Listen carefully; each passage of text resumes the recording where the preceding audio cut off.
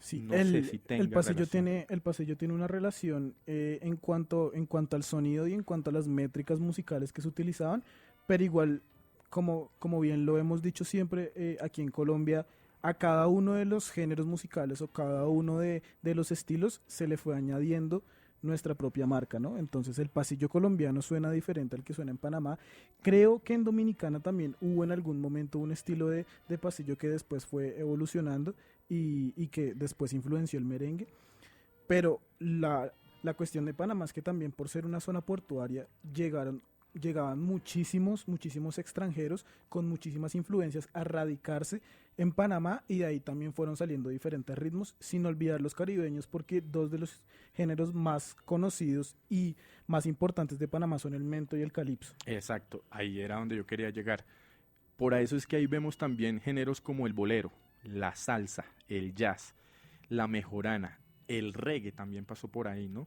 Y el calipso que tú ya lo mencionabas anteriormente. Sí, y cuando uno habla de Panamá, musicalmente hablando, uno se imagina a Rubén Blades, Cafu Anton, Cafu Anton, que es un que es duro. salsa, es reggae, que uno acá en Colombia contemporáneamente ha escuchado desde que estás en la cuna, desde que empiezas a bailar en algún momento.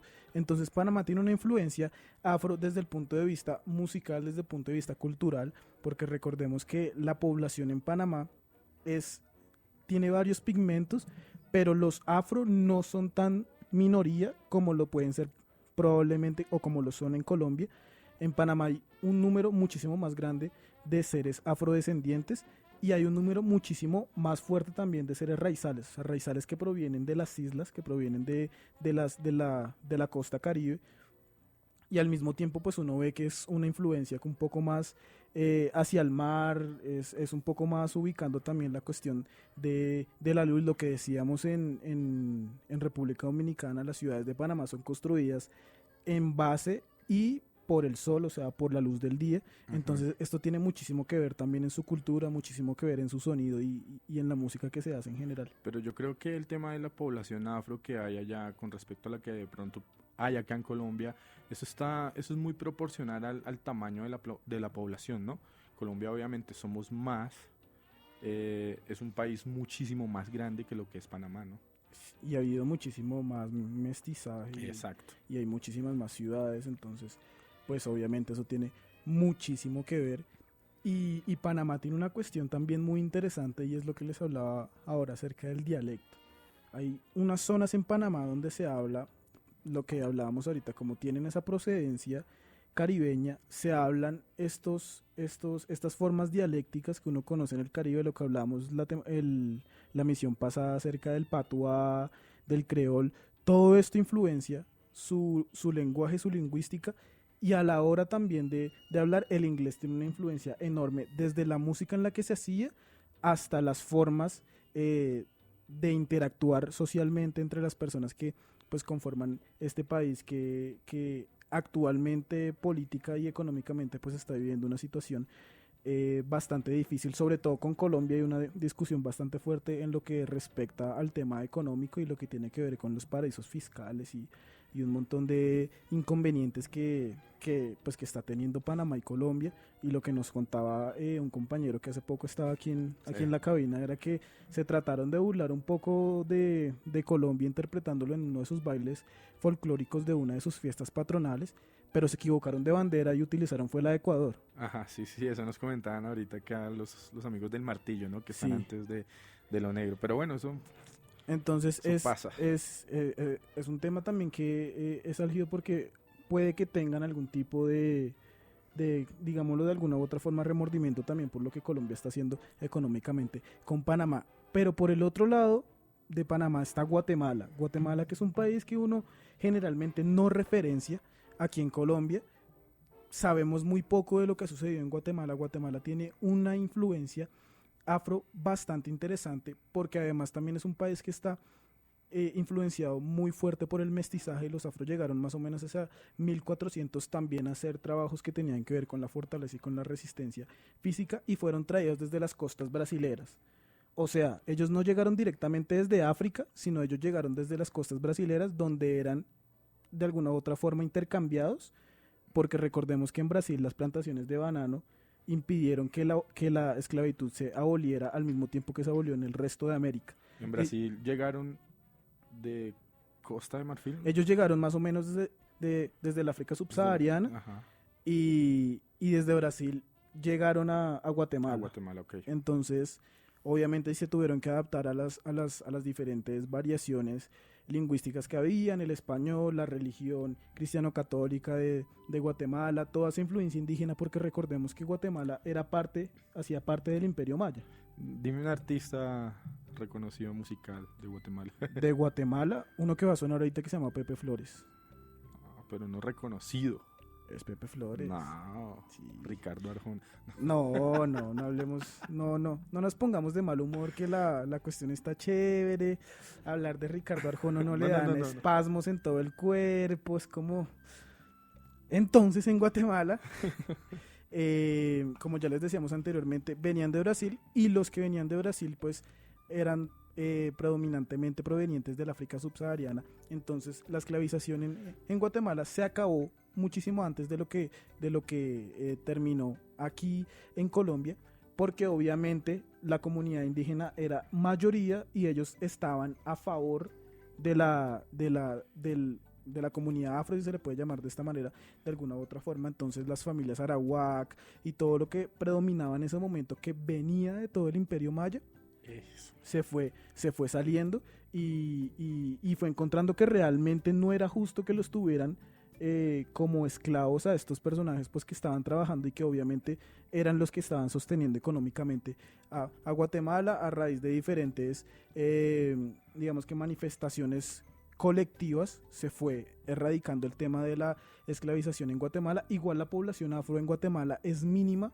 es muy poca, porque ellos fueron regresando, después de que se abolió la esclavitud, ellos regresaron a Brasil, muchos de ellos. Entonces los que quedaron realmente fueron muy pocos, y los que quedaron era porque tenían algún tipo de cercanía con alguien de las poblaciones indígenas. Entonces a raíz de eso pues también la cuestión del mestizaje y todo lo que tenía que ver con la cuestión de intercambios raciales, por llamarlo de alguna forma, pues también tuvo que ver en el hecho de que no sean tan notoria la población afro en Guatemala, que igual existe, que igual está ahí también luchando como nosotros lo hacemos aquí en Colombia, pero pues igual tienen otro contexto y han tenido otro tipo de historia, digamos que muchísimo más suave a la que se ha tenido en el resto de América. Yo creo que el tema de la cultura maya es un referente muy importante para Guatemala, ¿no? O sea, desconozco mucho la historia de Guatemala, pero en el tema musical, en el tema colonial, por así decirlo, en el tema de influencias, la cultura maya se apropió de mucho de la identidad guatemalteca, se dice así. Y tiene que ver muchísimo, sí, tiene que ver muchísimo en su arquitectura, tiene que ver muchísimo en la forma todavía en la que Guatemala disfruta de su cultura, disfruta de su música. Esta música que estamos escuchando de fondo, esa es la llamada música maya de Guatemala. Así es, entonces es música, lo que les decíamos hace un rato, basado principalmente en vientos, que son los instrumentos indígenas por excelencia, pero tenían la variante de que tenían esa influencia africana, que es de la marimba, recordando pues que la marimba viene de Senegal y que es un tema que nos ha influenciado muchísimo, sobre todo en la parte pacífica. Pero para entender a Guatemala, porque como hemos dicho muchísimo aquí en Lo Negro, y para entender a Panamá, no se puede entender sin su sonido y no se puede entender sin su música. La canción que viene es una canción panameña. Yo pensé que una de Ricardo Arjona. No, hombre, que... Calipso. Se llama Negro Heart, de una agrupación que se llama Lord Cobra, al lado de los Pana Afro. Esto es Lo Negro.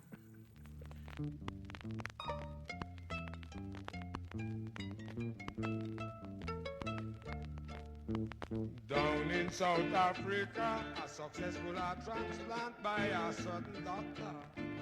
Down in South Africa, a successful transplant by a certain doctor. I hope I am not talking too quick. It's a Negro heart that to do the trick.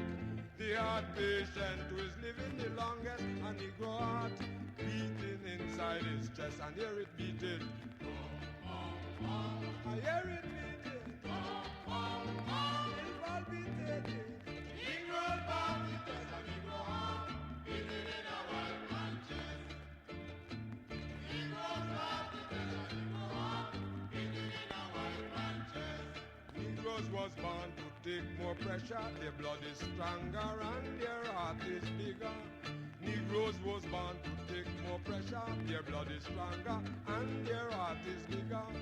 It was a very critical operation thanks to the world's greatest heart surgeon.